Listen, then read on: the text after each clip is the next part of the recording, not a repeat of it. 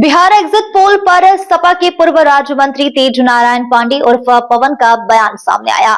Exit poll में NDA की सरकार बनने की बढ़ोतरी को लेकर कहा कि मोदी मीडिया ने फिर से गलत की है भविष्यवाणी। 2024 के लोकसभा चुनाव में भी यदि गोदी मीडिया समाजवादी पार्टी को 2 सीटें दे रही थी, जिनकी चटनी चाट रहे हैं उनको 78 सीटें दे रही है, लेकिन मामला पूरा उलट गया। यह जो गोदी मीडिया है उसके बारे में बताने की जरूरत नहीं है। उन्होंने बिहार में सरकार बनाने का दावा किया।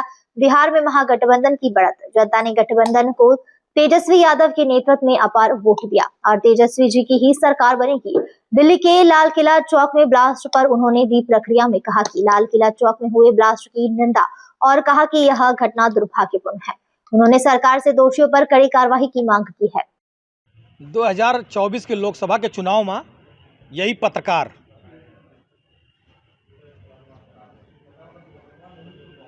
समाजवादी पार्टी को 2 सीट दे रहे थे और जिनकी चटनी चाट रहे हैं उनको 78 सीट दे रहे थे और मामला पूरा उल्ट गया। तो ये जो गोदी मीडिया है इसके बारे में कुछ बताने की जरूरत नहीं है। पूरी विश्वसनीयता पूरे देश और दुनिया में खो चुकी है।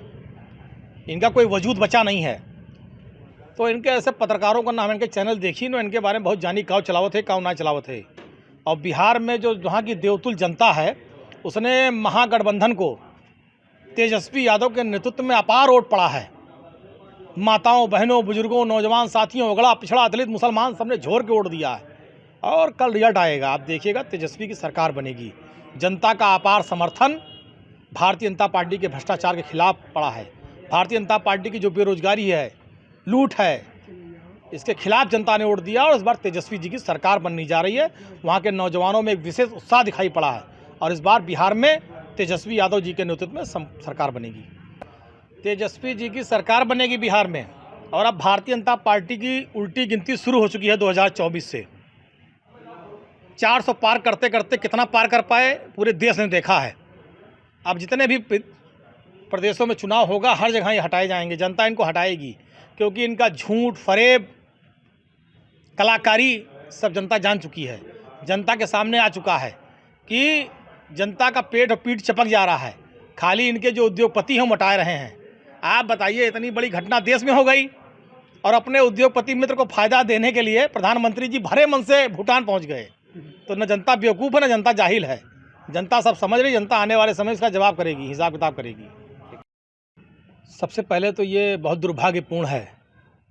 देश में इस तरह की घटना होना ही सबसे बड़ा दुर्भाग्यपूर्ण है और ये सरकार का फेलेवर है। अक्षम सरकार है। हम सरकार से कहना चाहते हैं कि जो भी दोषी हैं, कोई हो, उन पर कड़ी से कड़ी कार्रवाई करनी चाहिए। देश में जो भी लोग इस तरह का माहौल बनाना चाहते हैं, देश में दहशत पैदा करना चाहते हैं, देश के माहौल को बिगाड़ना चाहते हैं, उनके लिए इस देश में कोई स्थान नहीं है। देश के मान, सम्मान, स्वाभिमान से कोई समझौता नहीं हो सकता। जो भी इस तरह के लोग हैं उन पर कड़ी कार्रवाई करना चाहिए और ऐसी नज़ीर पेश करनी चाहिए कि दोबारा कोई भी व्यक्ति, कोई भी संगठन हमारे देश के ऊपर इस तरह की निगाह न डाल सके, न दोबारा ऐसी घटना हो सके। अब इसमें क्या देखना सुनना, सरकार अपना काम करे, कठोर निर्णय ले, कड़ी कार्रवाई करे। अभी